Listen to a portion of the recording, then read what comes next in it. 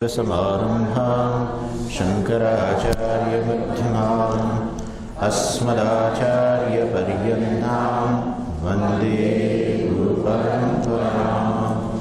ॐ नमः श्रीशङ्करानन्द गुरुपादाम्बुजन्मने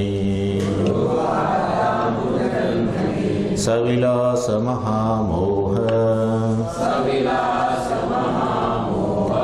ग्राहग्रासैककर्मणि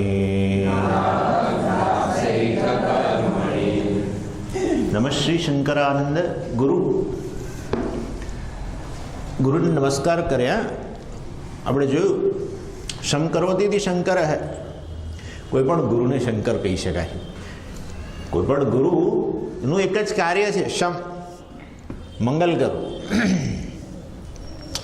ઓફકોર્સ ગુરુ જે કરે એ શાસ્ત્ર દ્વારા જ કરે. એટલે છેવટે આધ્યાત્મિક રસ્તે આવે. ભગવાને જે કહ્યું પ્રમાણે નહીં કલ્યાણ કૃત કશ્ચિત દુર્ગતિમ તાત ગચ્છતિ. છેવટે વ્યક્તિ આધ્યાત્મિક જીવનમાં પ્રવેશ કરે પછી એની ક્યારેય દુર્ગતિ ન થાય. પરંતુ કલ્યાણનો ખરેખર રસ્તો શાસ્ત્ર બતાવે છતાં પણ ગુરુનો મોટો રોલ છે. માટે ગુરુને શંકર. અને કોણ છે? આનંદ સ્વરૂપ છે. હા, હું આનંદ સ્વરૂપ છું. એ જ્ઞાનથી અન્ય કોઈ પણ વિષયના જ્ઞાનમાં ગમે એટલા ઊંડા ઉતરો તો મંગલ ન થાય. એટલા માટે પરાવિદ્યા એક જ વસ્તુ એવી છે જે મંગલ કરે. અપરાવિદ્યા કશું ના કરી છે. જરૂર અપરાવિદ્યાથી બીજું બધું ઘણું થાય. વ્યવહાર બધો ચાલે છે અપરાવિદ્યાથી જ ચાલે છે. તમારું નામ જાણવું છે અપરાવિદ્યા. ભગવદ્ ગીતાનો પાઠ મોડે છે અપરાવિદ્યા. ઉપનિષદના મંત્રોનો અર્થ ખબર છે અપરાવિદ્યા. હું અયમ આત્મા બ્રહ્મા, હું બ્રહ્મા છું, એ અપરાવિદ્યા છે, અપરાવિદ્યા. પરંતુ એ હું ખરેખર અત્યારે જે મારા વિશેનો જે ખ્યાલ છે એ નિવૃત્ત થઈને મને હવે મારા વિષય કોઈ અજ્ઞાન ન રહે એવો પ્રત્યય જન્મે. હું બ્રહ્મથી અન્ય હું નથી એવો પ્રત્યય જન્મે ત્યારે પરાવિદ્યા બને. હા, ત્યાં સુધી અપરાવિદ્યા જ રહે. એટલે એ દ્રષ્ટિએ બધું અપરાવિદ્યા જ છે. અને એ કોઈ મંગલ કરનારું નથી. એટલે માટે ઉપનિષદના મંત્રો ઘણા જાણીએ, અર્થે જાણીએ, 4 મહાવાક્યો, 4 વેદના બોલીએ, બધું કરીએ, પ્રવચને આપી દઈએ, પણ વાસ્તવમાં મંગલ ન થાય. પરાવિદ્યા એવ મંગલમ. અને એ દ્રષ્ટિએ નમઃ શ્રી શંકરાનંદ. હું આનંદ સ્વરૂપ છું, પૂર્ણ છું, અનંત છું. મારી કોઈ મર્યાદા નથી, કોઈ પરિમાણ નથી મારું. બસ ન તો મને કાળનું પરિમાણ, ન તો મને દેશનું પરિમાણ, ન તો મને કોઈ વસ્તુનું પરિમાણ. અને એ વાસ્તવમાં એવો આનંદ સ્વરૂપ એવા મારા ગુરુજી, એમના પાદાંબુ જન્મને, એમના ચરણ કમલને અંબુ જન્મને, જે કેવા છે વાસ્તવમાં એ કમળ સમાન છે. અને કમળનું ઉદાહરણ મેં કહ્યું એ પ્રમાણે જેમ સૂર્યનો ઉદય થાય ને સૂર્યના પ્રકાશને કારણે કમળ ખીલે, એ અમારા હૃદય, આ ગુરુજીનું હૃદય કમળ ખીલી ઉઠેલું છે. આ જ્ઞાન પ્રકાશને કારણે, વેદાંત રૂપી સૂર્યને કારણે એમનું હૃદય ખીલી ગયેલું છે. અને એવાના ચરણને હું પકડી લઈશ તો જરૂર મને પણ મારું મંગલ થશે. સવિલાસ મહામોહ ગ્રાહક ગ્રાસૈક કર્મણે. એક જ કાર્ય છે એમનું. તો શું? અમારા ગુરુજીને એક કામ છે, બસ ખાવાનું એક જ કામ કરે છે આખો દિવસ. ગ્રાસૈક કર્મણે. અમારા સ્વામીજી કહે કે ભાઈ કૈલાસ આશ્રમમાં મોરારી બાપુના જે ગુરુજી હતા, દાદાજી વિષ્ણુદેવાનંદજી, એ વખતે એમની સાથે સાથે કે આપણા પેલા હરિહર તીર્થ મહારાજ પણ, કૃપાળ તીર્થજી મહારાજ, એ હરિહર તીર્થજી પણ કૈલાસ આશ્રમમાં. અને એ હરિહર તીર્થજીનું એક જ કામ, સવારથી તે સાંજ સુધી સતત ક્લાસ જ લે. ઓડિયન્સ બદલાય, ઘણીવાર ઓડિયન્સમાં થોડાક લોકો બેસે જાય આવે, પણ મહારાજ એક જ કામ કરે સવારથી સાંજ સુધી. છેક સાંજે, મોડી સાંજે શિવ મહિનાનો પાઠ થાય પહેલાં ક્લાસ લે. એક જ કાર્ય છે. ક્લાસ દ્વારા શું કરે છે? ખાવાનું કામ કરે છે. Keep eating. શેને ખાય છે? બાપરે. ગ્રાસ એક કર્મણી. ગ્રાસ એટલે આમ તો કોળીઓ. એક કર્મણી, એક જ કામ છે ગ્રાસ. શેને ખાય છે? ગ્રાહક ગ્રાસ. શાર્કને ખાય છે. હવે વેદાંતના આચાર્ય આવું કરે, શાર્કને ખાય? પણ કયો શાર્ક છે? મહામોહ એવ ગ્રાહ. હા, મહામોહ. મોહ એટલે અજ્ઞાન.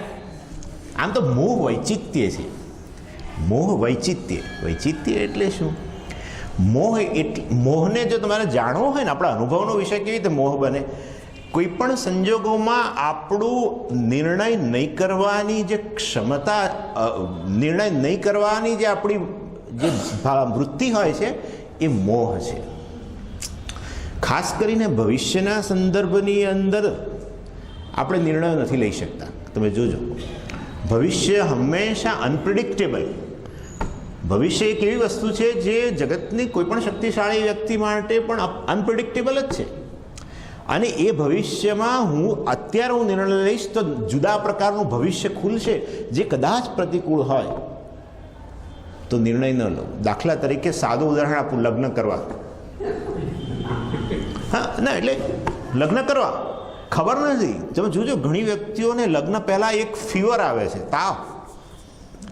આનો તાવ કે હું તો બધી રીતે સારો ને પૂર્ણ છું, ભગવાને મને 16 કળાએ. હા, પરંતુ આવનારી વ્યક્તિ કેવી હશે? અનપ્રિડિક્ટેબલ, ભવિષ્યમાં આવવાની છે. એટલે મેરેજને પાછું ઠેલે, પછી જોઈશું. અનેક વસ્તુ. સ્વામીજી, હું અમેરિકા જઈને સેટલ થઉં કે ના થઉં, નિર્ણય ન લઈ શકીએ. હા, અનેક. આ નોકરી છોડીને પેલી નોકરી લઉં કે ન લઉં, નિર્ણય ન લઈ શકીએ. આ બધો મોહ છે. પણ આ છેવટે આ મોહ તો સમજીએ, આ મોહ કયા પ્રકાર? આ સર્વની અંદર અસલામતીની લાગણી છે, ભય છે, અને એ ભયનું કારણ અજ્ઞાન છે. માટે મહામોહ તો અજ્ઞાન છે. શેનું અજ્ઞાન? આત્મ અજ્ઞાન. ભય કોને છે? અને ભય નથી. ભય છે આત્મકેન્દ્રી વસ્તુ છે. શોક આત્મકેન્દ્રી વસ્તુ છે. ક્યાંય બીજે નથી રહેલો. હા, ભય અને શોક આત્મકેન્દ્રી જ વસ્તુ છે. હુંમાં જ રહેલો છે. પરંતુ એ તો અજ્ઞાનને કારણે છે. મહામોહ એવ ગ્રાહ, એ જ શાર્ક છે. બાપરે, એ મહામોહને કારણે જીવત્વ, અજ્ઞાનને કારણે જીવત્વ. અને એકવાર જીવપણું આવ્યું પછી અસલામતી.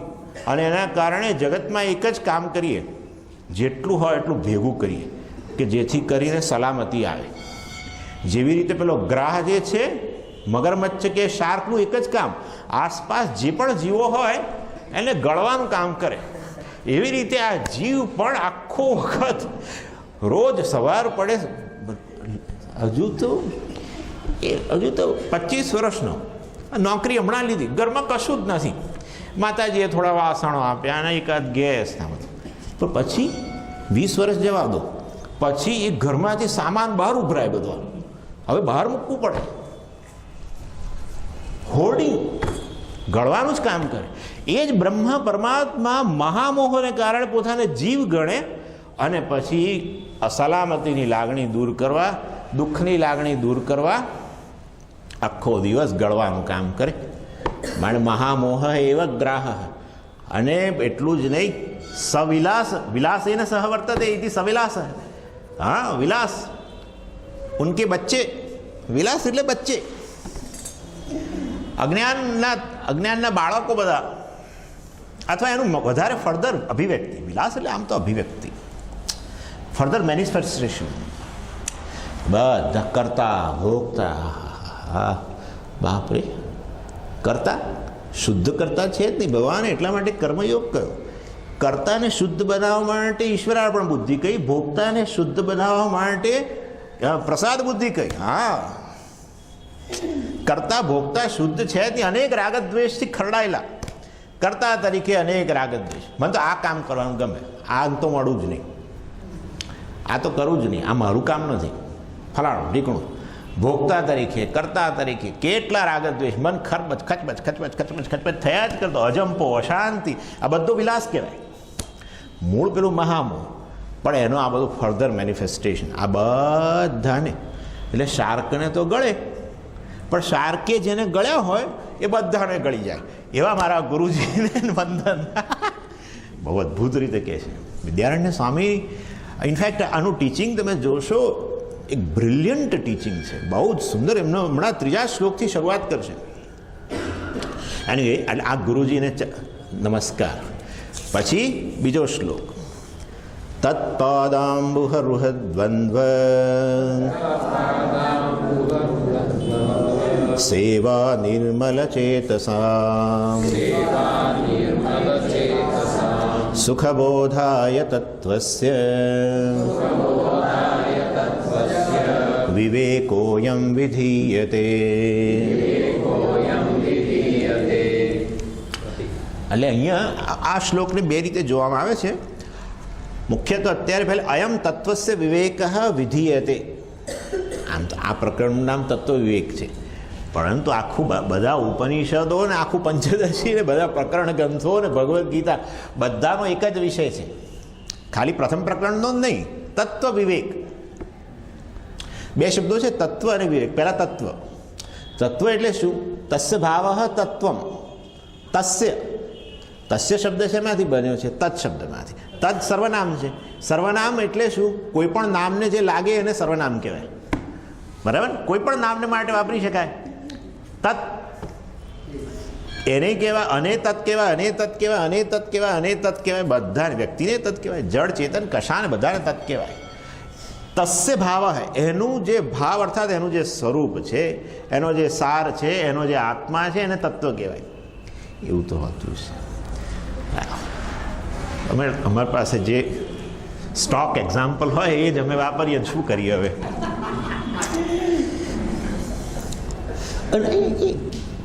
આનું તત્વ શું? માટી. ના, માટીનું તત્વ શું? એનું કારણ, જેના કારણે એનું અસ્તિત્વ છે એનું તત્વ કહેવાય, એનું સ્વરૂપ કહેવાય, એનો ભાવ કહેવાય. જેમ કે આ શબ્દ છે ને, આ તમને વધારે સહેજ સમજાવું. સંસ્કૃતની અંદર આ ત્વમ જે છે ને, એ ત્વમ હંમેશા ભાવ માટે વપરાય છે. ગુરુત્વમ, લઘુત્વમ, મધુરત્વમ, આવું સાંભળ્યું છે ને? ખાંડમાં મધુરત્વ છે, આવું આ સંસ્કૃતવાળા આવું મધુરત્વ એટલે ખાંડનો આત્મા શું છે? મધુરતા છે, એનું સ્વરૂપ છે. બરાબર ને? ખાંડનું અસ્તિત્વ અને મધુરતા બે જોડે જનારી વસ્તુ છે. મધુરતા ન હોય અને ખાંડ જ ન કહેવાય. એટલે આ રીતે કહેવાનો આશય છે, કોઈ પણ વસ્તુનું છેવટે સ્વરૂપ જેનાથી એનું અસ્તિત્વ છે, આનું અસ્તિત્વ માટીને કારણે છે. જેમ એમણે કહ્યું, માટે માટી આ ઘોડિયા, આ કોડિયાનું તત્વ છે. કોડિયાનું તત્વ છે. અને પછી માટીનું તત્વ, માટીનું અહીંયા તો આ તો શું છે? તત્વ એટલે ગમે તે વસ્તુનું સ્વરૂપ એક જ પર પહોંચવાનું છે, એ વાત થઈ રહી છે અહીંયા. એટલે આગળ જવું પડશે એટલે તોડવાની કંઈ જરૂર નથી. માટીનું તત્વ શું? કણ. બરાબર ને? કણનું તત્વ અણુ, અણુઓનું તત્વ પરમાણુ, પરમાણુનું તત્વ ના બધા કાણો, બીજા કણો. એ કણો જે છે પછી તો દેખાવાનું બધું બંધ થઈ ગયું, બધું આગળ પછી પતી ગયું, આગળ એનાલિસિસ બંધ થઈ ગયું. હવે બધું અહીંયા આવી ગયું, બુદ્ધિના સ્તરે આવી ગયું. બરાબર ને? કણનું જ્ઞાન. અને કણનું જ્ઞાન શેના કારણે છે? જ્ઞાનને કારણે કણનું જ્ઞાન છે. જ્ઞાન એટલે ચૈતન્ય. આ છેવટે કોઈ પણ વસ્તુનું તત્વ છેવટે ક્યાં જઈને ઊભું રહે છે? બ્રહ્મા પર, ચૈતન્ય પર જઈને ઊભું રહે છે.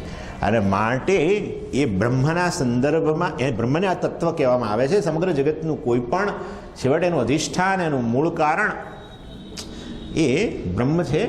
અને એના સંદર્ભમાં વિવેક કરવાની વાત કરે છે. વિવેક ક્યારે કરવો પડે? વિવેક શબ્દ છે ને, એમાં વિચિર ધાતુ છે. વિચિર, 7મા ગણની ધાતુ. વિચિર પૃથક ભાવે, પૃથક્કરણ કરવું, એના પરથી વિવેક શબ્દ બન્યો છે.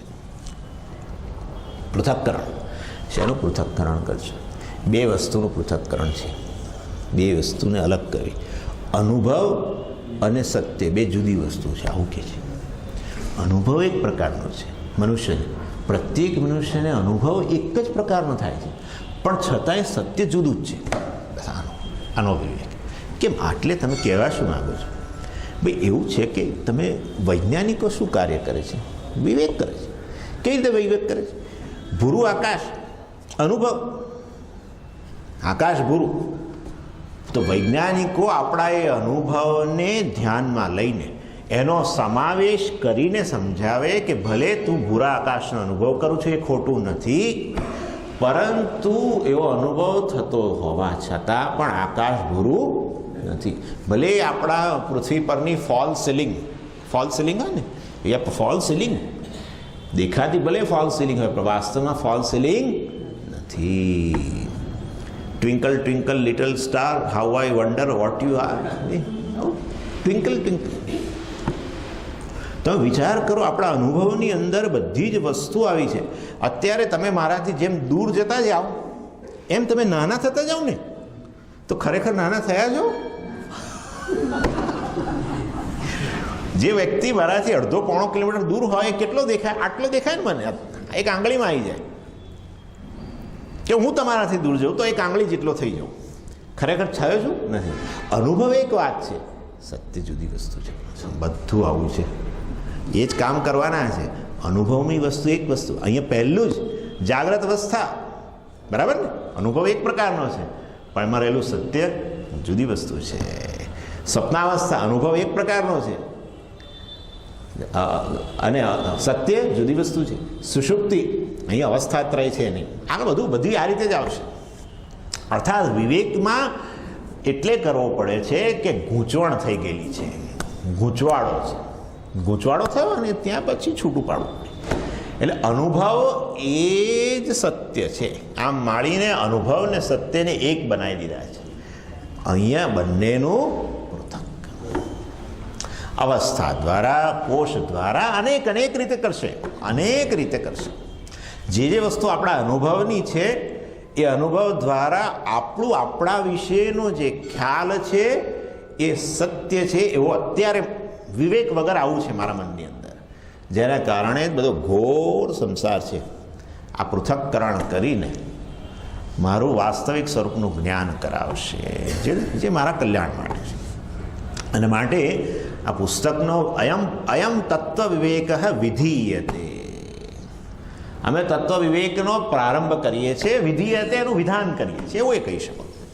આ તત્વ વિવેકનું વિધાન કરીએ છીએ, જેમાં પ્રથમ પ્રકરણ તત્વ વિવેક જ છે, પરંતુ આખા ઉપનિષદનો, સમગ્ર બ્રહ્મસૂત્રનો અને ભગવદ્ ગીતાનો, આ વેદાંતનો વિષય જ તત્વ વિવેક છે. આ રીતે બે વસ્તુ છે આની અંદર. શેના માટે ભાઈ તમારે કરવાની શા માટે જરૂર પડી? આટલા બધા વેદાંતના ગ્રંથો છે કે ઓછું પડ્યું હતું તો આપણું નવું વધારે અમારા શેલ્ફમાં તો માતું નથી. ઘણીવાર આપણને આપણી પાસે એટલા ભગવદ્ ગીતાની જુદી જુદી ટીકાઓના પુસ્તક હોય ને, આપણને પછી કોઈક નવું આપે ને પછી તો કે ભાઈ હવે રહેવા દો ને, હવે બહુ જ મારી પાસે તો આ એક નવું શરૂ થઈ રહ્યું છે. શાના માટે? સુખબોધાય. ભાઈ એવું છે કે આ તત્વનો વિવેક કદાચ તમે બીજી જગ્યાએ કરો, ભગવદ્ ગીતા સાંભળતા, ઉપનિષદ બ્રહ્મસૂત્ર સાંભળતા, એ તમને બહુ કઠિન લાગે.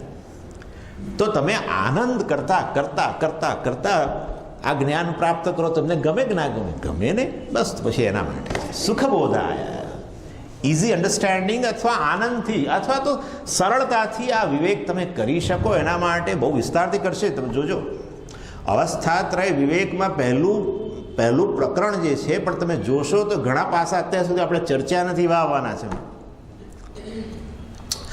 એટલે સરળતાથી તમે આનો વિવેક કરી શકો. એના માટે સરળતાથી જ્ઞાન પ્રાપ્ત કરી શકો, આત્મજ્ઞાન પ્રાપ્ત કરી શકો. એના માટે અમે આ પ્રારંભ કરીએ છીએ. આ બરાબર છે. પણ કોના માટે આવું સરળતાથી સમજવું શક્ય બને? ચેત સામ ઉપર. હવે ઉપર એ આખો શ્લોકનું પહેલી કડી જે છે ને, એ ખાલી અધિકારી માટેનું આટલું મોટું વિશેષણ છે. ચેતસામ છેલ્લો શબ્દ, ચેતસામ. જે લોકો આવું મન ધરાવે છે તેવા. ચેતસ એટલે મન. ચેત યેષામ તે ચેતસામ તેષામ. પણ કેવું? નિર્મલમ ચેત. નિર્મલમ ચેત યેષામ તે ઇતિ નિર્મલ ચેતસા. જેનું મન નિર્મળ છે. મન નિર્મળ છે એટલે શું? રાગદ્વેષ વગેરેથી કંઈક અંશે મુક્ત બન્યું છે. એ વ્યક્તિને માટે જ આ વસ્તુ સમજવી સરળ છે, બાકીના માટે એમ કહે છે. જેની અંદર તમે બહુ સાચું કહું તો આ નિર્મળ મન એટલે શું? જે વ્યક્તિનામાં અન્ય વ્યક્તિઓ વિશે એક પ્રકારની સદ્ભાવના છે, કરુણા છે, સમજ છે. વ્યક્તિનો વ્યવહાર ગમે તે હોય પણ એના વિશે કંઈક સમજ છે, જે સમજને કારણે એના મનમાં એ વ્યક્તિ માટે વિક્ષેપ કે ઉત્પન્ન નથી થતો, દ્વેષ ઉત્પન્ન નથી થતો, ક્રોધ ઉત્પન્ન નથી થતો વગેરે. ઘણું રીતે કહી શકાય. ક્યાંય વૈરભાવ નથી. હમણાં આપણે જોયું હતું 12મા અધ્યાયમાં, અદ્વેષ્ટા સર્વભૂતાના મૈત્ર કરુણ એવ છે. બસ એ આ નિર્મલ ચેતસ. ભગવાન 12મા અધ્યાયમાં જે કહ્યું, જ્ઞાનીનું વર્ણન કર્યું, પરંતુ જે જ્ઞાની માટે કહેવાયું એ સાધકો માટે સાધન જ છે. અને એ દ્રષ્ટિએ જેના મનની અંદર કોઈના માટે દ્વેષ નહીં, એના વેરી હોઈ શકે. હા, એ રખે માનો, હા, એને કોઈના માટે વેર નથી. ડઝન હા, જગતમાં કેટલા એના વેરીઓ હોય, એને વૈરભાવ નથી. બસ આવી રીતે. હા, એ બહુ મહત્વની વસ્તુ છે. એને વૈરભાવ નથી. લોકો કેટલાય હોય જેને કોઈક ને કોઈક જૂના પ્રારબ્ધને કારણે વેરભાવ હોય, હિસાબ ચૂકતે કરવા જ આવ્યા હોય જોડે જોડે, પરંતુ એને ક્યાંય વૈરભાવ નથી. એટલે અદ્વેષ્ટા સર્વભૂતાનાં કહ્યું, દ્વેષ નથી એને. આવી વ્યક્તિ નિર્મલ ચેતસ. એને માટે આ તત્વનો વિવેક શીરા જેવો છે, પટ પટ જતો રહે છે. બાકીના બધાઓને એનું ચેતસની અંદર આ બધું લાગેલું હોવાને કારણે, જાળા બાજી ગયેલા હોવાને કારણે અને અનાદિકાળના જાળા હોવાને કારણે બહુ મજબૂત જાળા થઈ ગયા છે. એમાંથી આ ગુરુના શબ્દો અંદર જઈ શકતા નથી, એમાં ફસાઈ જાય છે એની અંદર. સારું, તો તમે અમારે આવું પ્રાપ્ત કરવું છે. કેવી રીતે પ્રાપ્ત થાય? સેવયા. ભગવદ્ ગીતા તદ્વિદ્ધિ પ્રણિપાતેન પરિપ્રશ્નેન સેવયા. બસ હા, ઉપદેક્ષંતિ તે જ્ઞાનમ જ્ઞાનિનઃ તત્વદર્શિનઃ. શિષ્ય ગુરુજી તો આમ મહાન અમૃતની ધારા કરી રહ્યા છે. શિષ્ય પાત્ર છે. એ પાત્રમાં ભગવાન કે બે વસ્તુ જોઈએ, તદ્વિધિ પ્રણિપાતેન પરિપ્રશ્નેન. બે જ વસ્તુ કહી ભગવાને ત્યાં, પ્રણિપાત અને પરિપ્રશ્ન. બસ પ્રણિપાત એટલે નમસ્કાર, નમસ્કાર અર્થાત વિનય. વિનય આટલું જોઈએ, વિનય જોઈએ. નમસ્કાર એ વિનયની અભિવ્યક્તિ, બાહ્ય અભિવ્યક્તિ છે શિષ્યના પક્ષે. અને પરિપ્રશ્નેન જિજ્ઞાસા. જિજ્ઞાસા આ બે વસ્તુથી ભરેલું પાત્ર હોય તો જરૂર ઉપદેક્ષંતિ તે જ્ઞાનમ. હા, જ્ઞાની ને તત્વદર્શી. ગુરુની પાત્રતા કહી દીધી ભગવાને, બંનેની પાત્રતા કહી. ગુરુની પાત્રતા તત્વદર્શી ન હે, જેણે તત્વનું દર્શન કરેલું છે, કંઈક અંશે તત્વ વિશે સ્પષ્ટતા છે. તત્વની જો સ્પષ્ટતા ન હોય ને તો એના શબ્દોમાં હા કૌવત આપણે શું કે શક્તિ ના હોય. આત્મા બોલે પણ તમને શ્રોતાઓને ખબર પડી જાય કે આ બોલે જ ખરા, પણ એમને કંઈ બહુ આમાં લાગતું ને સ્પષ્ટતા. આત્મા બ્રહ્મ બોલે પણ આપણે કેટલા મહાત્માઓ આપણે ત્યાં ઋષિકેશમાં शास्त्र बतलाता है ब्रह्म तो ऐसा है उसको जानने से मोक्ष मिलता है, शास्त्र बतलाती है. मतलब આ બાબતમાં મારે કશું બીજું મારું કહેવાનું નથી. તત્વદર્શી, તત્વમ દર્શી એટલે દર્શનશીલ. હા, દર્શી તાચ્છલ્ય. તત્વનું દર્શન જેણે કંઈક અંશે કરેલું છે એ વ્યક્તિના શબ્દોમાં જરા મજબૂતાઈ હોય. અને જ્ઞાનીના શ્રોત્રિયત્વ, બીજું જ્ઞાન પ્રદાન કરવાની કળા, થોડી વિદ્વત્તા હોવી છે. એવું ગુરુની પાત્રતા, શિષ્યના પાત્રતા, જિજ્ઞાસા અને વિનય, બસ આ બે હોય તો જરૂર શીરાની જેમ આ તત્વ વિવેક થવા માંડે. અને તત્વનો બીજો અર્થ પણ કરે. તત્વ જનરલી શાસ્ત્રની અંદર ઈશ્વર માટે વપરાય, તત્વમસી વગેરે. તત્ શબ્દ જે હંમેશા, કારણ કે તત્ છે ને પરોક્ષ છે, પરોક્ષવાચક છે. જનરલી જગતની અંદર જે લોકો આસ્તિકો છે એમના માટે ઈશ્વર હંમેશા પરોક્ષ છે. વેદાંતમાં આવ્યા પહેલાંની વાત છે. ઈશ્વર પરોક્ષ, આપણે બધા ભક્તોએ બતાવીએ ઉપર વગેરે અન્યત્ર. એટલે તત્ એટલે ઈશ્વર પણ થઈ શકે. તત્ પાદાંબુ રૂહ દ્વંદ્વ એટલે સેવા મેં વાત કરી. ચાલો, હા, સેવા. કોની સેવા? તત્ પાદાંબુ રૂહ દ્વંદ્વ સેવા. દ્વંદ્વ એટલે બે, એક ચરણ નહીં. એ તો પાછું બોલીએ પાદ બોલીએ એટલે કે એક વચન થયું. આ તો પાછું ગ્રામરના સ્ટુડન્ટો હોય ને એટલે એક ચરણ પકડીને એમની સેવા કરે છે એવું નહીં ભાઈ. રૂહ અંબુ રૂહ એટલે અંબુની રોહતી હતી. અંબુ રૂહ આગળ અંબુ જન્મ ને કર અંબુની અંબુ એટલે જળ, જળમાં જે રોહતી વિકસે, જળમાં જે ઉદ્ભવે એ અર્થાત કમળ. ફરી એટલે જુદો શબ્દ વાપર્યો. એવા ચરણ કમળ તત્પાદ, તત્નો અર્થ ક્યાં ગુરુ, કારણ કે સર્વનામ છે એટલે આગળ કોઈ ગયું નામ એનો નિર્દેશ કરે છે માટે ગુરુ, કારણ આગળ ગુરુનો નિર્દેશ કર્યો માટે ગુરુના ચરણ કમળની સેવા દ્વારા. હવે ચરણ કમળની સેવા એટલે તમારે શરણાગતિ, બેઝિકલી શરણાગતિ. ભગવાને કહ્યું શ્રદ્ધાવાન સુયંત શ્રદ્ધા હોવી જોઈએ ગુરુમાં અને અનસૂયા હોવી જોઈએ. બહુ મોટી વસ્તુ અનસૂયા છે. સાચું કહું તો શ્રદ્ધા તો ઘણીવાર હોય છે પરંતુ ક્યારેક ક્યારેક અસૂયા ભાવ આવે. એ આચાર્યમાં તમને દોષ દેખાવ, એના ગુણ હોય પણ આપણને દોષ દેખાય એને અસૂયા કહેવાય. આ બોલી રહ્યા છે ખરા પણ મને લાગે છે કે આ એમની આપણે તપાસ કરો એ કેવું જીવે છે. બધી વાતો જ બધી વૈરાગ્યની કરે પણ ફલાણું ઢીકણું અનેક રીતે, અથવા શાસ્ત્રે કહ્યું એના કરતાં પોતાની ખીચડી પકાવવા પોતાની વાત કરતા લાગે છે. આ બધી અસૂયા છે. ગુણ હોય ત્યાં દોષનું દર્શન કરવું એ અસૂયા. ભગવાન કહે છે અનસૂયંત, જેનામાં અસૂયા નથી અને શ્રદ્ધા વગેરે જે છે. એનીવે એટલે એ જ્યારે કહી રહ્યા હોય ત્યારે આપણા અહંકારને આગળ ના ધરીએ. આચાર્ય જ્યારે કહી રહ્યા, આચાર્ય અહંકાર પર જ ઠોકર મારી રહ્યા છે. અહંકાર પર મુખ્ય વસ્તુ અહીંયા અહંકાર છે. હું કરતા છું, ભોગતા છું, હું મર્યાદિત છું, પરિચ્છિન્ન છું, હું મર્ત્ય છું, હું ફલાણો છું, હું મારી કોઈ હસ્તી નથી, મારી શું વિસાદ સ્વામીજી જગતમાં, મારું કોઈ માનતું નથી, ફલાણો ટીકું, ઘરમાં હું સ્વામીજી બધાને અણગમતો છું, હું ખરાબ પ્રારબ્ધવાળો છું, હું પાપી છું. આ બધું આવી ગયું. આ બધું અહંકાર છે. અને એની હું વિષયક જે પણ અભિપ્રાય છે એટલે બધું અહંકાર. હું જીવ છું વાળી ત્યાંથી એને બધું એના પર કામ કરી રહ્યા છે. ત્યારે પેલા ભાઈ શિષ્ય મહારાજ એ સામે પોતાનો અહંકાર પર જ્યાં ઠોકરો વાગી છે એમાં ઘણીવાર આપણને અંદરથી વિરોધ થતો હોય. આવું હોય જ નહીં. મિથ્યા કેવી રીતે કહી શકે? હું પતિ છું એને મિથ્યા કે છે? તો કેવો પણ એક ભાઈ સ્વામીજીનું પ્રવચન ચાલતું હતું આપણે ત્યાં ટાવરમાં યુનિવર્સિટીમાં VMI સ્વામીજી પ્રવચનો લીધેલા. શાંકર વેદાંતની એક ગ્રંથમાળા, વ્યાખ્યાનમાળા છે આપણે ત્યાં યુનિવર્સિટીમાં, એના અંતર્ગત સ્વામીજીને બોલાવેલા એ લોકોએ.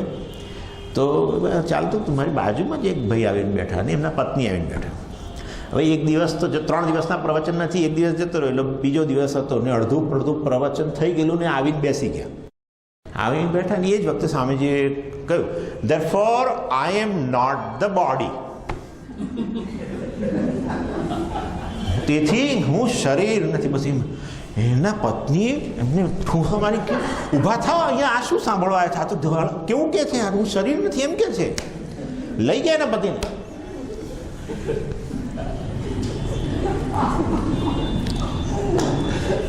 સાંભળ્યું ને?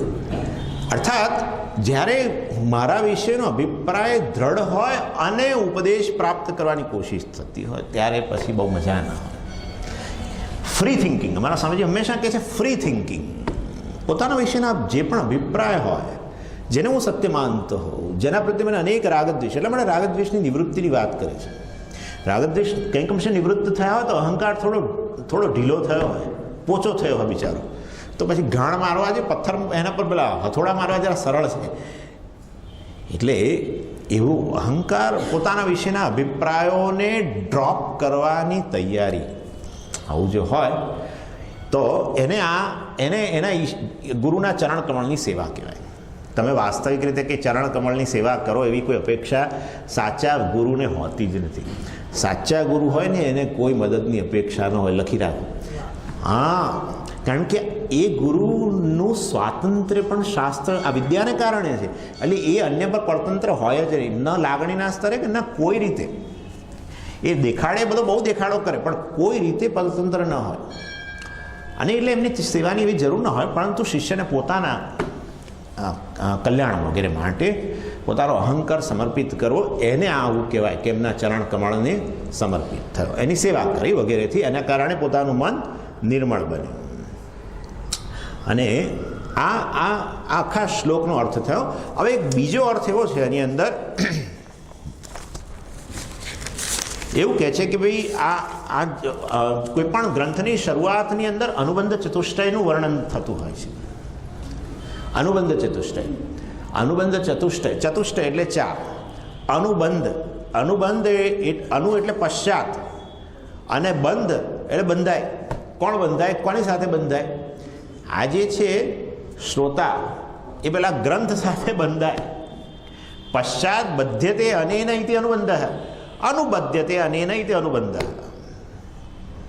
એટલે એકવાર જો તમને ખબર પડે, પ્રિફેસ વાંચો ને કોઈ પણ ગ્રંથ લઈને, કોઈ પણ બુક ખરીદો, પછી એની પ્રસ્તાવના વાંચો, એટલે એમાં શું વિષય છે, એનું પ્રયોજન શું છે, અને એ વિષય અને પ્રયોજન વચ્ચેનો સંબંધ, મારે અને વિષયને સંબંધ, મારે અને પ્રયોજનને સંબંધ, આ બધું જો સ્પષ્ટ થઈ ગયું હોય અને પછી મને રસ ઉત્પન્ન થાય એને કારણે એ સંબંધને જાણ્યા પછી તો હું આ ગ્રંથ સાથે જોડાવું, એને અનુબંધ કહેવાય.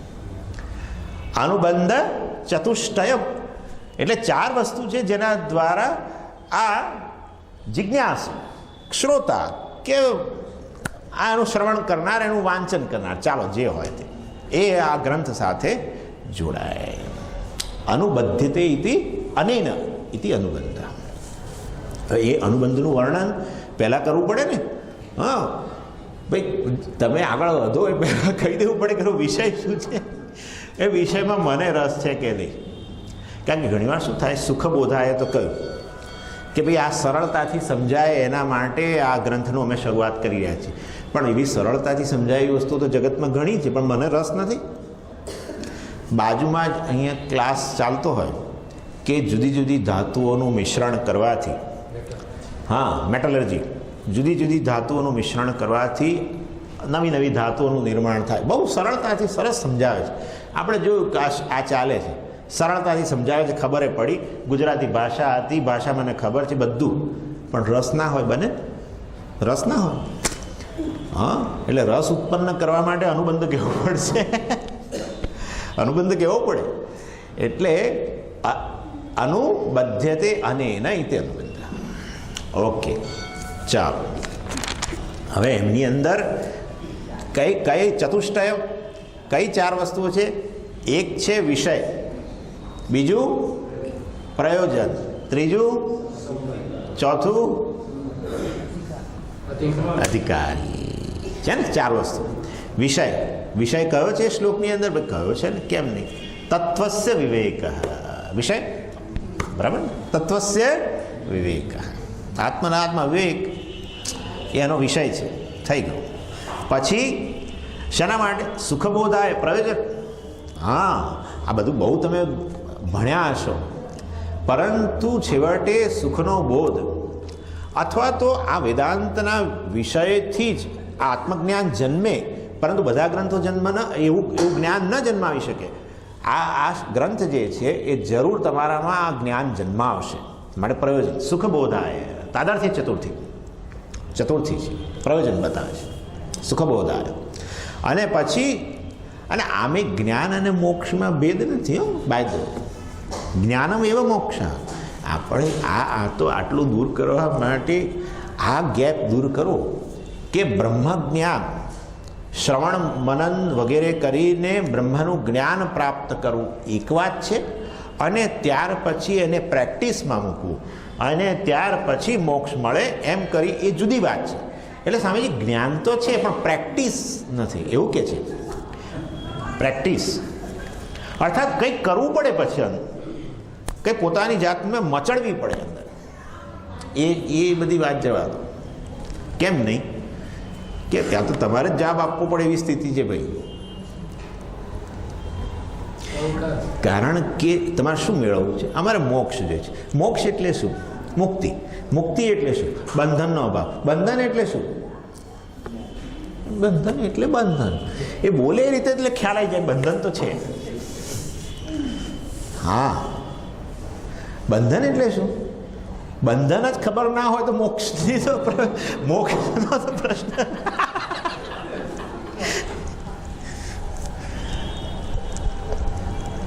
તને જે ચાલે છે, મને તો છે ને, હું તમને સાચું કહું, મને મારા ઘરવાળા જ ચાલે છે બહુ. તું ઘરવાળા સાથે સંબંધ બાંધું ત્યારે તને મુશ્કેલી ઉત્પન્ન થાય છે. હા, તે એ સંબંધની અંદર એક ઘટક તું છું, હા હું છું, બીજો ઘટક એ વ્યક્તિ છે, હા એ વ્યક્તિ છે. તો જ્યારે તું સંબંધ બાંધું છું એની સાથે, ત્યારે તારા વિશે ઓળખાણ એક પ્રકારની છે જ, બરાબર. પત્ની સાથેના સંબંધમાં મને બહુ મુશ્કેલી સામે. પત્ની સાથેના સંબંધમાં મુશ્કેલી પહેલાં તું પતિ છું એ તો નિશ્ચિત થઈ ગયેલું છે. હા, થઈ ગયેલું છે. જે નિશ્ચિત ના થયું હોય તો સંબંધ જ ના બંધાય. હા, એટલે પહેલો મારા વિશેનો નિર્ણય જે છે એ ત્યાં મુશ્કેલી છે ભાઈ, ત્યાં નથી. I am the problem, I am the solution. વિચાર કરો તમે. વેદાંતનું એક જ, એટલે મેં કહ્યું કે મનુષ્યને જે ચાલે છે ખાવા પીવાનું બધું, ગઈકાલે મેં કહ્યું અર્જુન જેટલો સફળ મનુષ્ય આપણી દ્રષ્ટિએ હજુ સુધી કોઈ થયો નથી. કોઈ જગતનું કોઈ વ્યક્તિને હું નથી માનતો, એટલે નહીં કે અહંકાર, પણ જગતની કોઈ વ્યક્તિ અર્જુનને તોલે આવે. ભૌતિક સિદ્ધિઓ અને આધ્યાત્મિક સિદ્ધિઓ બંને. ભૌતિક સિદ્ધિઓની અંદર આ જગતમાં ઘણા તમે જેને કહી શકો બહુ સિદ્ધ પુરુષો, ઉદ્યોગપતિઓ વગેરે, ફલાણા, પણ સાથે સાથે આધ્યાત્મિક સિદ્ધિઓ પણ એટલી બધી હોય. એ તો એવો અર્જુન જ નીકળ્યો, બીજું કોઈ નહીં. ખરેખર એવા અર્જુનના મનની અંદર અનેક નિરાશાઓ ને આ શોક ને આ બધું, એનો અર્થ એવો થયો કે એને સિદ્ધિઓ ભૌતિક કે આધ્યાત્મિક એની સાથે લાગતું વળગતું જ નથી. શોક એ માત્ર આત્મકેન્દ્રી વસ્તુ છે. કોઈ વ્યવહારે બોજો નથી ને કશું નથી. ખરેખર એ વ્યવહાર અર્થાત જુદા જુદા પ્રકારનો સંબંધ, એ સંબંધ જો બોજારૂપ લાગતો હોય તો જરૂર માનવું કે એ સંબંધમાં મારા વિશેની ઓળખાણ બોજારૂપ છે, અને એ દૂર કરવું એ એક જ કામ છે બસ શાસ્ત્રમાં. મારા વિશેની ઓળખાણ, પણ મારા વિશેની ઓળખાણ સત્ય જ છે, તમારે મને કહેવાની કંઈ જરૂર નથી. હા, પછી આ તો સબ પ્રકાર કે પૂર્વ પક્ષ ઇધર હૈ. તારા વિશેની ઓળખાણ કઈ છે તું જણાવી દે, તો અમે નવી ઓળખાણ તને નહીં આપીએ. તારા વિશેની ઓળખાણ સત્ય હોય તો એનો તું ક્યારેય બાદ નહીં કરું, એવી તારી ઓળખાણ હોવી જોઈએ. દર ક્ષણે તારા વિશેની ઓળખાણ બદલાય છે. એટલા માટે જ્યારે પેલો લખે આત્મકથા, પોતાની આત્મકથા લખે ત્યારે પોતાના બહુવિધ પાસાઓની બધી ચર્ચા કરે. હું આ હતો, આવો છું, તેવો છું. વિરુદ્ધ પાસાઓ પણ જણાવે. હું આમ તો દયાળુ ને પણ આમ પાછો ક્રોધી, હું આમ પાછો દ્વેષી ને હું આમ પાછો. એ એક જ કેન્દ્રની અંદર પરસ્પર વિરુદ્ધ વસ્તુઓ તો ન જ રહે. તો તારા વિશેનો નિર્ણય જ સ્પષ્ટ ન હોય તો અમારે તને તારી વિશેનો જે નવી ઓળખાણ છે, જે સાચો નિર્ણય છે, જે સત્ય છે, એ તને આપવા માંગીએ છીએ. બરાબર ને? અને એ દ્રષ્ટિએ આ જ્ઞાન જ ઉપયોગી. અને એ સુખબોધાય આ બધું એની અંદર આવી ગયું. અને એવો નિર્ણય પોતાના વિષયનો એક જ નિર્ણય, સત્ય નિર્ણય જેનો બાદ ન થઈ શકે એવો નિર્ણય કરાવવાનું કામ શાસ્ત્રનું છે. એનું પ્રયોજન છે. અને પ્રયોજન થઈ ગયું, વિષય થઈ ગયો, તત્વનો વિવેક આવું પ્રયોજન પ્રદાન કરે. પણ બધું હોય પાત્રતા, અધિકારી. હા, નિર્મલ ચેતસા અધિકારી બતાવી દીધો. અને આ રીતે આ અધિકારી. હવે ચોથું રહ્યું સંબંધ. એ બહુ મોટી વસ્તુ છે. સંબંધના જ્ઞાનના અભાવમાં આપણે આની સાથે જોડાઈ ન શકીએ. એટલે જુઓ, સંબંધ જે છે એમાં હું જુદા જુદા સંબંધ બતાવું છું તમને. હવે સંબંધ બતાવું એ પહેલાં કેટલા ઘટકો છે. એક તો હું, પહેલો તો વ્યક્તિ જે આની સાથે જોડાવા માંગે. પછી બીજું છે આ ગ્રંથ, બરાબર ને, વેદાંતનો ગ્રંથ, શાસ્ત્ર. ત્રીજું વિષય બ્રહ્મ, ત્રીજું પરિબળ. ચોથું પ્રયોજન મોક્ષ. આ બધી વસ્તુ વચ્ચે શું સંબંધ છે એ સ્પષ્ટ થઈ જવું જોઈએ. આનો અભ્યાસ કરો, શરૂ કરો તે પહેલાં હું કોણ છું? જ્ઞાન પ્રાપ્ત કરનાર પ્રમાતા. દાખલા તરીકે આપણે પ્રમાતા કહીએ, જ્ઞાતા કહો, પ્રમાતા કહો, કારણ કે શાસ્ત્રનું કામ છે, શાસ્ત્ર પ્રમાણ છે, શાસ્ત્ર એ શબ્દના રૂપમાં રહેલું છે, શબ્દ જ્ઞાન આપે છે અને હું એનો જાણનાર છું, હું પ્રમાતા છું. આ ગ્રંથ જે છે એ પ્રમાણ છે, એને આપણે શબ્દ પ્રમાણ કહીએ છીએ, જેની અંદર શબ્દ રાશિ છે જે આ જ્ઞાન આપે. અને એટલે આ ગ્રંથ અને પ્રમાતા વચ્ચેનો સંબંધ પ્રમાતા પ્રમાણ સંબંધ, બરાબર? પહેલો સંબંધ પ્રમાતા પ્રમાણ, આ પહેલો સંબંધ છે. બીજું, શાસ્ત્ર અને બ્રહ્મ વિષય તત્વ, એની વચ્ચે શું સંબંધ છે? એની વચ્ચે શું સંબંધ છે? એટલા માટે જ આ સંબંધ નહીં જાણવાને કારણે ઋષિકેશમાં કેટલાય મહાત્માઓ આર્ગ્યુમેન્ટ કરે છે કે બ્રહ્મા ક્યાં છે, અહીંયા છે કે અહીંયા છે? એટલે આપણે તો સ્વાભાવિક અહીંયા જ બતાવીએ ને, આપણે બધા લોકો ક્યાં બતાવીએ? અહીંયા. તો બ્રહ્મા અહીંયા હોય તો તું અહીંયા કેમ જુઓ છે એમ કે છે. હા, એનો અર્થ કે શાસ્ત્ર અને એ બ્રહ્મ વચ્ચેનો સંબંધ સ્પષ્ટ થયો નથી. એમની દ્રષ્ટિએ બ્રહ્મ શાસ્ત્રમાં નથી, બ્રહ્મ તો અહીંયા છે. આત્મા બ્રહ્મ તે કહ્યું ને, તો કે હા, તો આત્મા અહીંયા કે અહીંયા? તો કે અહીંયા. તો પછી અહીંયા ના જો એમ કે છે. એટલે આ સંબંધે સ્પષ્ટ થવો જોઈએ કે શાસ્ત્ર અને વિષય, ગ્રંથ અને વિષય બ્રહ્મ, એના વચ્ચેનો સંબંધ. કયો સંબંધ તમે લોકો કહી શકશો?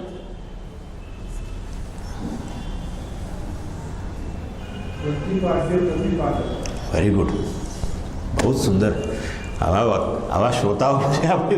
પ્રતિપાદ્ય પ્રતિપાદક સંબંધ. આ તમને જણાવવા માટે આવ્યું છે કે તમે બધા લોકો ઘણું બધું જાણો છો ભાઈ, પરંતુ આ એક જુદી દ્રષ્ટિથી આ વસ્તુને જોવાની છે.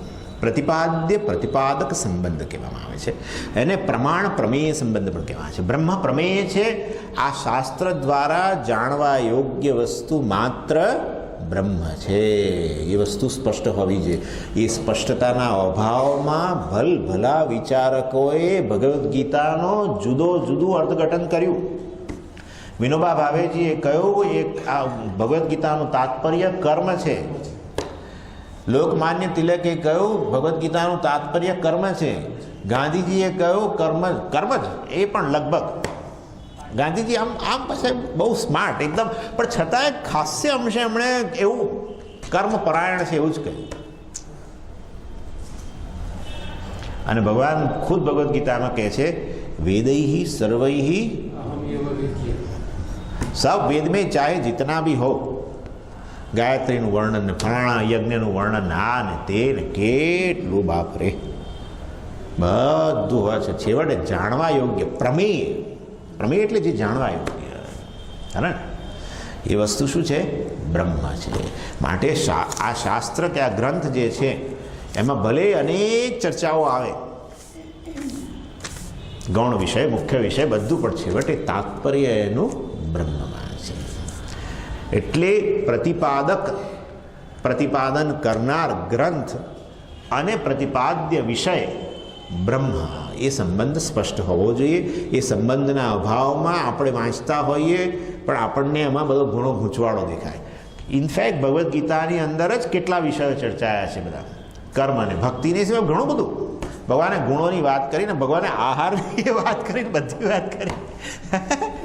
છેવટે બધું ક્યાંક કંઈક સાધન છે, કોઈક સિદ્ધ વસ્તુ છે, છેવટે આ સાધનને સાથે પ્રમેય સાથે જ જોડવાનું છે. અને આ રીતે તાત્પર્ય બ્રહ્મ, આ ગ્રંથ, વેદાંતના ગ્રંથનું તાત્પર્ય કે પ્રતિપાદ્ય વિષય બ્રહ્મ છે. શાસ્ત્ર કે ગ્રંથ પ્રતિપાદક છે. પ્રતિપાદયતી પ્રતિપાદક, આ બીજો સંબંધ. હવે ત્રીજો, સારું, પ્રમાણ તો મને આપવામાં આવ્યું. પ્રમાણ એટલે જ્ઞાનનું સાધન, ગ્રંથ આપવામાં આવ્યું. હું પ્રમાતા છું, મારું જ્ઞાન પ્રાપ્ત કરવું છે, જ્ઞાનનું સાધન આ છે. તો અમારા બંને મારે કેવી રીતે આ વસ્તુ સાથે વેપાર કરવો, કેવી રીતે પ્રવૃત્તિ કરવી અને શું કરવું, અને માથે મૂકવું અથવા રોજ એને ચરણ ભગવાન પેલું હમણાં કહ્યું ગુરુ સેવા કરવી, એવી રીતે અને પણ આમ બંધ કરી અને પૂજા રૂમની અંદર મૂકી અને પર પુષ્પ મૂક્યો, એના રોજ પંચોપચાર પૂજા કરવી. શું કરવું? શું જ્ઞાનનું સાધન આપવામાં આવ્યું છે, કારણ કે જુદા જુદા જ્ઞાનના સાધનો માટે એ સાધનો થકી પ્રવૃત્તિ અલગ અલગ છે. મનુષ્યને ઉપલબ્ધ જ્ઞાનના સાધનો પ્રત્યક્ષ પ્રમાણ માટે આ છે. મન એ જ્ઞાનનું સાધન છે, પણ અનુમાન વગેરે માટે છે. પ્રત્યક્ષમાં એનો જરૂર ઉપયોગ છે, પણ મન સ્વતંત્ર રીતે પણ અનુમાનનો કરી શકે, જે ઇન્દ્રિયો ન કરી શકે. અર્થાત જ્ઞાનના સાધનો જુદા જુદા થકી જુદું જુદું જ્ઞાન પ્રાપ્ત થાય છે.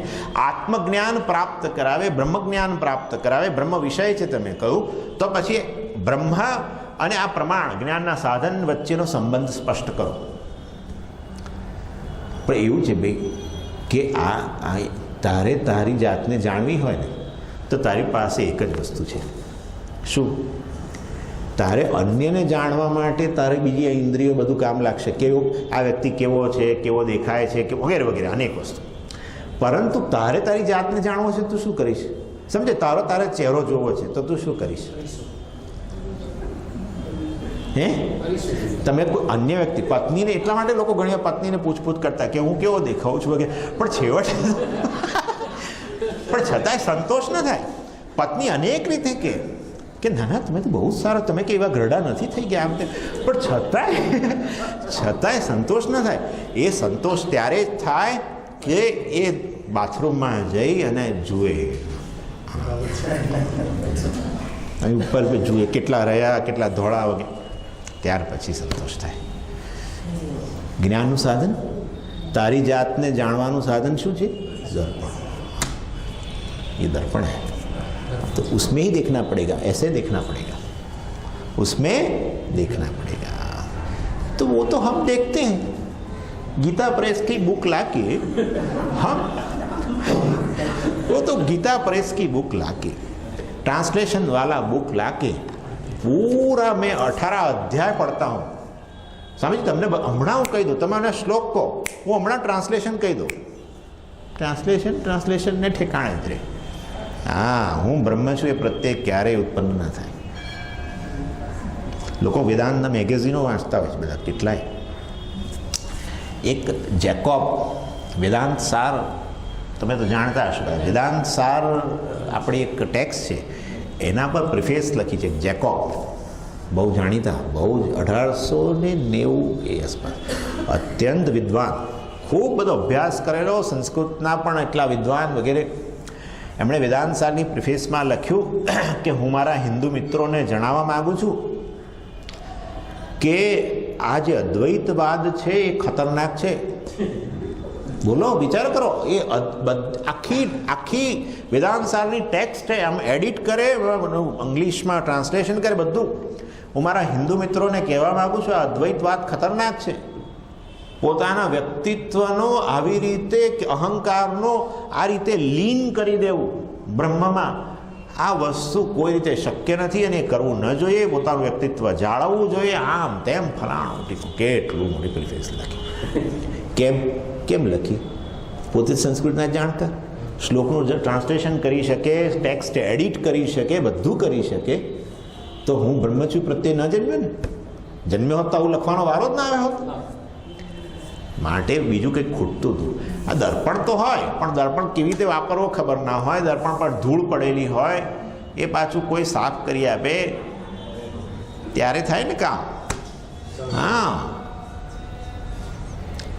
એટલે ગુરુ અને શાસ્ત્ર બંને પ્રમાણ. શાસ્ત્ર તમે લઈ જાઓ તો ગુરુ પીછે પીછે આएंगे. પેકેજ ડીલ છે. 2 in 1 ઓફર આવું બધું આવે છે ને, એવું જ છે. આ શાસ્ત્ર ખરીદો તો ગુરુજી આएंगे મફતમાં. ખરેખર. એટલે ગુરુ અને શાસ્ત્ર બંને થકે એ પ્રમાણનો તો ઉપયોગ કરો. એટલે મારે કરવાનું શું? પરિપ્રશ્ન. હા, પરિપ્રશ્ન કરો. जिज्ञासा अध्ययन आत्मावारे द्रष्टव्य है। हाँ तरत विधि कही दी थी, श्रोतव्य है, मंतव्य है, निध्यासितव्य है। એટલે ગ્રંથ પાસે આવો ત્યારે શ્રવણ અને મનન અધ્યયન શરૂ કરો. આ પ્રમાણનો ઉપયોગ અધ્યયન છે પ્રમાતા માટે. બરાબર છે ને? પ્રમાતા આ પ્રમાણનો ઉપયોગ શું કરે છે? નહીં કે પૂજા, પરંતુ અધ્યયન. પણ કેવી રીતે અધ્યયન? વાયા સંપ્રદાયવિદ ગુરુ. જાતે નહીં. જાતે તો આ પંચદશીનું ટ્રાન્સલેશન છે. ટ્રાન્સલેશનમાં અજ્ઞાન માટે નેસાયન્સ કે આવું કંઈક અંગ્રેજી ટ્રાન્સલેશન છે. નેસાયન્સ જે શબ્દ આપણે ત્યાં જાણતા હોઈએ એવા એવા શબ્દોથી ટ્રાન્સલેશન. એનીવે, એટલે આ ત્રીજું કે ભાઈ આ જે છે એનું અધ્યયન કરો. અધ્યયન કરવાથી શું થશે? આનું અધ્યયન કરવાથી આ કશાકનું નિર્માણ કરશે. આ જનક બનશે, પિતા બની જશે કે માતા બની જશે. શું જન્મ આવશે? જન્ય શું? હે? જ્ઞાન જન્મ આવશે. અહમ બ્રહ્માસ્મિ એ જ્ઞાન પ્રમાતામાં જન્મ આવશે. જનક જન્ય સંબંધ છે. પ્રમાતા પ્રમાણ વચ્ચે જનક જન્ય સંબંધ છે. આટલા સંબંધો, આટલી સ્પષ્ટતા હોય અને હું બ્રહ્મ છું એ જ્ઞાનમાં મને રસ હોય તો પછી આ ગ્રંથમાં વિષયમાં આગળ વધવું જોઈએ. હો ગયા 2 શ્લોક મેં એ કામ હો ગયા. હવે સીધા વિષય પર આવે છે. વિદ્યારણ્ય સ્વામી કોઈ આડી અવળી વાત નહીં. ત્રીજો, શબ્દ સ્પર્શાદયો વેદ્યા વૈચિત્ર્યા જાગરે પૃથક તતો વિભક્તા તત્સંવિત ऐकरूप्यात् न विद्यते. ऐकरूप्यात् न विद्यते. હવે અહીંયા શરૂઆત કરે છે શબ્દ સ્પર્શ આદય. શબ્દ, આ શબ્દ સ્પર્શાદય એ કશાકનું વિશેષણ છે. આમ તો એને એક ગ્રુપ, એક સમૂહ બનાવી દીધો. એક સમૂહ બનાવ્યો અર્થાત આ બધી એક જ જાતિના છે. આ બધા એક જ જાતિના છે. કેવા છે? કઈ જાતિ છે? વેદ્યત્વ છે. સર્વમાં વેદ્યત્વ, વેદ અને યોગ્યત્વ, આ બધા જ્ઞાનના વિષયો છે. ક્યાં છે? બસ આ જગત. આ શબ્દ સ્પર્શાદય એ આ જગત છે. આ સેટઅપ છે. ઈશ્વરે આપેલું આ સેટઅપ, ઓર્ડરના રૂપમાં આપેલું એક આ સેટઅપ, નિયતિના રૂપમાં આપેલું એક આ સેટઅપ છે. બરાબર? જેમાં શબ્દ, જગતનો એક ભાગ છે શબ્દ, અને એનું ગ્રહણ શ્રોત્રેન્દ્રિયથી થાય છે. જેને શ્રોત્રેન્દ્રિય નથી એના માટે આ જગતનો આ ભાગ છે જ નહીં. કયો ભાગ? શબ્દાત્મક જગત નથી. એટલા માટે જે વ્યક્તિ પેલા આપણે આપણામાં જઈએ ને, ના તમે પહાડોમાં જાઓ ત્યારે ઘણીવાર એ લોકો પેલી આગળ સુરંગ ફોડે, તમને રોકી દે. સુરંગ પેલો પથ્થર તોડવા માટે તે સુરંગ ફોડે. પણ મને દાખલા તરીકે કાન ન હોય, બધા આમ કરે, હું કરું ન કરું. ઉપરથી એમ પૂછું બાજુમાં કે આ ધુમાડો કેમ નીકળે છે, એમ પૂછું. વિસ્ફોટ, કારણ કે એના માટે એ જગત છે જ નહીં. શબ્દાત્મક જગત છે જ નહીં એના માટે. શબ્દ સ્પર્શ આદય. બીજું સ્પર્શ. સ્પર્શ અનેક પ્રકારના સ્પર્શ, મૃદુ સ્પર્શ, કઠિન સ્પર્શ, આ શીત ઉષ્ણ વગેરે અનેક પ્રકારના સ્પર્શ. આદય એટલે રૂપ, રસ અને ગંધ. આ બધા જે છે જે તે ઇન્દ્રિયો દ્વારા ગ્રહણ થાય છે એ આ જગત છે, શબ્દાત્મક જગત, શબ્દ સ્પર્શ રૂપ રસ ગંધાત્મક આ જગત છે. અને એ બધા વેદ્યા, એ બધા જ્ઞાનના વિષયો છે, બરાબર છે. અને એ જ્ઞાનના વિષયો છે એ બધા કેવા છે? પૃથક વેદ્યા. બહુ મહત્વની વસ્તુ આ છે. ખરેખર તો આ શબ્દ સ્પર્શ કરતા જુદો છે કેવી રીતે ખબર પડે? આમ તમે જુઓ ને તો શબ્દની અંદર શબ્દનો સ્પર્શ નથી, શબ્દનો રસ નથી, બરાબર ને?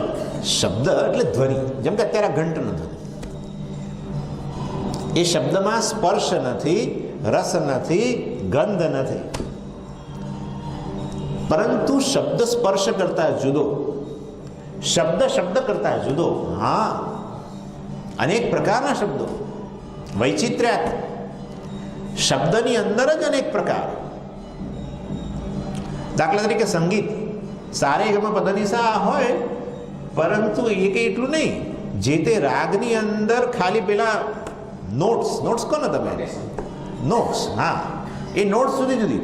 નોટ બદલાઈ જાય એટલે એકને બદલે બીજો રાગ થઈ જાય, જુદો ધ્વનિ, જુદો શબ્દ. મનુષ્યનો અવાજ, વાહનનો અવાજ, ઘંટનો અવાજ, ફલાણાનો અવાજ, કેટલું બધું વૈચિત્ર્યાત પૃથક. પરંતુ એ ઘંટના અવાજ કરતા આ પક્ષીનો અવાજ જુદો છે, ધ્વનિ જુદો છે, શબ્દ જુદો છે, એ કેવી રીતે ખબર પડે? પૃથક વેદ્યા. હા, વેદ્યા ન હોય તો ન ખબર પડે ને. તો અંદર પૃથક એનું જ્ઞાન થાય છે ને. હા, આ તો ઘંટનો ધ્વનિ છે, હા, આ તો પક્ષીનો શબ્દ છે, હા, આ તો મનુષ્યનો શબ્દ છે. મનુષ્યમાં પાછું, હા, મનુષ્યમાં એના આધારે બધો વ્યવહાર ગોઠવાતો હોય છે. કેટલો ભેદ! એક જ મનુષ્યનો જુદા જુદા સમય જુદો જુદો અવાજ, અને એના લીધે જુદા જુદા પ્રકારના મૂળ પણ બને. ઘણા લોકો હરે રામ ગાય ને તો આપણને ત્યાં પેલું એટલે આમ, અને આપણને કરુણ રસ ઉત્પન્ન થાય. હરે રામ હરે, ભજગોવિંદ પણ આવી રીતે ગાય છે. એવી રીતે ગાય કે આપણને એમ થાય તાત્કાલિક બધું છોડીને જતા જ રહીએ. કારણ એ એક જ શબ્દથી એક જ પ્રકારનો ધ્વનિ, પરંતુ જે લઢણમાં ગવાય એના આધારે મૂળ પણ અલગ અલગ જન્મે. બરાબર છે? વેદ્યા. આ બધું યાદ રાખજો, આમાં શું કરવાનું છે પછી કહું છું. એટલે વૈચિત્ર્યાત પૃથક વેદ્યા. શબ્દ સ્પર્શથી જુદો હોય તો જુદો, પણ શબ્દની અંદર જ કેટલા પ્રકાર. વૈચિત્ર્યાત, મેની એન્ડ વેરિડ. વિચિત્ર સે ભાવ વૈચિત્ર. વિચિત્ર એટલે આપણે ગુજરાતીમાં વિચિત્ર શબ્દ વાપરીએ છીએ એવું નહીં. આ લોકો સંસ્કૃતમાં વિચિત્ર એટલે અનેક રંગોનું મિશ્રણ જે બધું થયું ને એને વિચિત્ર કહે છે. એવી રીતે અનેક મતલબ કહેવાનો આશય છે. એવી રીતે સ્પર્શ, રૂપ, રસ, ગંધ, વેદ્યા વૈચિત્ર્યાત પૃથક વેદ્યા. જુદા જુદા જણાય છે. કુત્ર? જાગરે. જાગ્રત અવસ્થાયા. જાગ્રત અવસ્થાની અંદર આ બધા જ જુદા જુદા જણાય છે, જ્ઞાનના વિષયો બને છે. તતઃ વિભક્તા. એવું જણાય છે જુદા જુદા મનની અંદર, એનું જુદું જુદું અમે જાણી શકીએ છીએ, ઓળખી શકીએ છીએ. ને માટે ખરેખર જગતમાં અનેક પ્રકારના શબ્દો છે, અનેક પ્રકારના સ્પર્શ છે, અનેક પ્રકારના રસ વગેરે છે. તત્સંવિત, વેદ્ય સંવિત. હા, વેદ્ય સંવિત. આ બધા વેદ્ય વિષયો જે છે, શબ્દ સ્પર્શ વગેરે વેદ્ય વિષયોની જે સંવિત છે, અર્થાત પક્ષીનો શબ્દ એ ત્યારે જ ખબર પડે જ્યારે શબ્દ જ્ઞાન થાય, વેદ્ય બને. મનુષ્ય શબ્દ, ધ્વનિ શબ્દ એટલે તમે સમજી ગયા છો. અહીંયા મનુષ્ય શબ્દ એ જ્યારે વેદ્ય બને ત્યારે જ ખબર પડે. એટલે આ વેદ્ય સંવિત છે. આ બધું જ્ઞાન થાય ત્યારે એ જ્ઞાનના વિષયો છે એમ આપણે કહીએ. દરેકનું પૃથક પૃથક જ્ઞાન થાય. તો આ બધા તો વિશેષ જ્ઞાન છે. બધા વિશેષ જ્ઞાન શબ્દની અંદર અનેક પ્રકારના વિશેષ, અને એ વિશેષો રહેલા હોવાને કારણે એ વેદ્યા બને છે. એ વેદ્ય જ્ઞાન, વેદ્ય એટલે વેદન યોગ્ય, જ્ઞેય વિષય. બુદ્ધિ એટલે જ્ઞેય વિષય. અને પરંતુ આ જ્ઞાન પણ જેને કારણે સંભવે છે એવું ચૈતન્ય એક. હજુ જાગ્રત અવસ્થાની આ વાત કરે છે. શબ્દ જ્ઞાન, પરંતુ એ શબ્દ જ્ઞાન જેના કારણે સંભવે એવું સામાન્ય જ્ઞાન કે જ્ઞાન સ્વરૂપ કે ચૈતન્ય જ્ઞાન. આટલું હવે હું જરા જુદી રીતે વાત કરીશ બીજી વખતે. જ્ઞાન એ એક જ છે. તો અલગ અલગ કેમ દેખાય છે? કારણ કે વૃત્તિઓ અનેક પ્રકારની છે. એ વૃત્તિમાં બે વસ્તુ છે. એક દેખાય છે, એક અત્યારે મારા મનની અંદર ગ્લાસના આકારની વૃત્તિ છે, દેખાય છે, પણ વાસ્તવમાં એ જે તે રૂપ અને રૂપને પ્રકાશિત કરનાર ચૈતન્ય, એ જે ચૈતન્ય છે અર્થાત નામરૂપ સતત વૃત્તિમાં બદલાય છે, વેદ્ય છે, જ્ઞેય છે, પરંતુ એને ઉજાળનાર જે છે, એને જ્ઞેય બનાવનાર જે સંબિત છે, ઐક્યરૂપ્યાત સમાન છે. ઐક્યરૂપ્યાત એટલે સમાન છે. ન ભિદ્યતે, સમાન. હવે આગળ સ્વપ્નાવસ્થાની વાત હું આવતી વખતે કરીશ. ઓમ પૂર્ણમદ પૂર્ણમિદં પૂર્ણાત પૂર્ણમુદચ્યતે પૂર્ણસ્ય પૂર્ણમાદાય પૂર્ણમેવાવશિષ્યતે. ઓમ શાંતિ શાંતિ શાંતિ. હરિ ઓમ શ્રી ગુરુભ્યો નમઃ. હરિ ઓમ.